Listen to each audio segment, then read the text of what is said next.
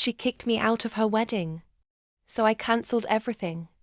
I stood at the edge of the flower-lined aisle, my hands trembling, not with age, but with heartbreak.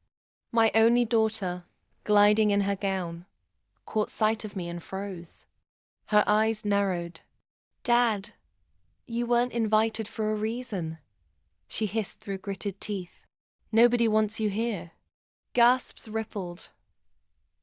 I'd bought that dress, paid for this entire wedding, but in that moment, I was just a ghost. So I left, quietly, no scene, no tears. Not yet. 2 hours later, I was parked at a seaside cafe, sipping black coffee and watching the tide roll in. The wedding was in full swing, decorators were bustling, caterers were serving up lobster tails, and the DJ was spinning their first dance song. That's when I made the phone call. Well, 5 to be exact. First to the venue. "Hi, this is Mr. Edwards, the one footing the bill. Kindly inform the guests that the venue is closing in 30 minutes. Payment? Consider it cancelled." Next, the caterer. "Hey, remember the deposit?" "Yeah, the rest was due today. I won't be covering it anymore. Start packing up." Then the photographer. "No check, no clicks. Hope you got some good candids before I was booted." The band? They were mid-song when I called. 10 minutes later, they were gone. And the final call? To the credit card company. I disputed everything. Tens of thousands.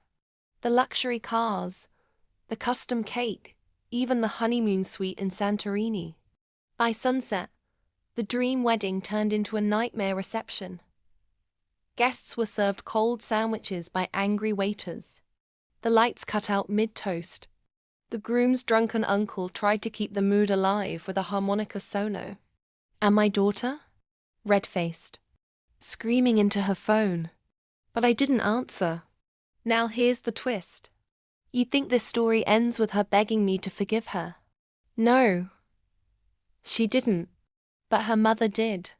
My ex-wife, who hadn't spoken to me in 15 years, called the next day. "I don't know what you did," she whispered, "but that was masterful." Then she laughed, the first time I'd heard her laugh since our divorce. "Turns out, you're not the one nobody wanted. You were just the only one who ever paid attention. Turns out, they needed me more than I ever needed them." Revenge isn't always loud. Sometimes it's quiet, surgical, beautiful. And to every parent who's been tossed aside, forgotten, or disrespected, let this be your reminder. Your absence can be more powerful than your presence. If this tale of cold revenge and family karma had you hooked, then hit that subscribe button and turn on notifications. There's plenty more where that came from. Because sometimes, the best payback doesn't need a fight, just a phone call.